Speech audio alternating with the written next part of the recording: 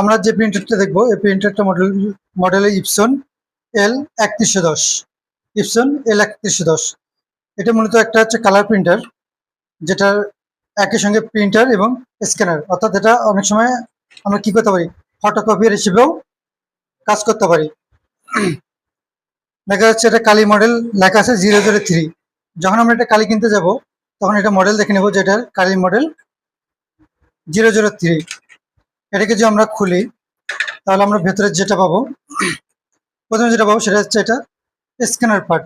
এই পার্টটাকে যদি আমরা খুলে ফেলি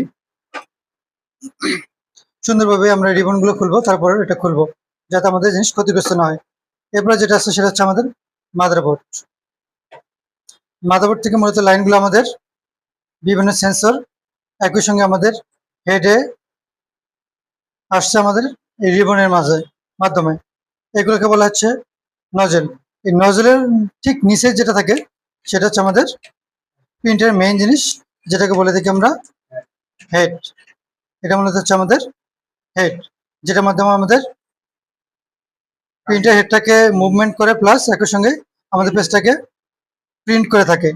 আর এই অংশটা হচ্ছে আমাদের পেপার ট্রে। এটাকে বলা হচ্ছে পেপার ট্রে, যেখান থেকে আমাদের পেজ নেয়। পেপার ট্রে অংশে থাকে আমাদের হচ্ছে পিক আপ রোলার, যেটা মূলত আমাদের যখন পেজটাকে প্রিন্ট করি, কমান্ড দেই, তখন পেজটাকে আমাদের ভেতরে টেনে নেয় এবং হেডের কাছে,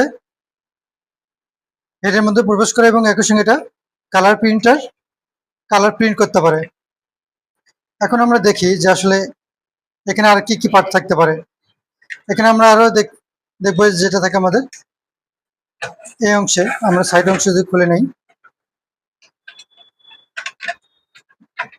এখানে কিছু পিনিয়াম দেখতে পাবো চাকার মতো, যেগুলো ঘুরলে আমাদের কি হয়, পেজটা বাইরে থেকে বের হয়। এই চাকার উপরে দেখবেন যে একটা প্লাস্টিকের একটা চাকা আছে, যেটা মূলত হচ্ছে ক্লক টাইমার। এখানে একটা ছোট একটা সেন্সর দেখতে পাবেন।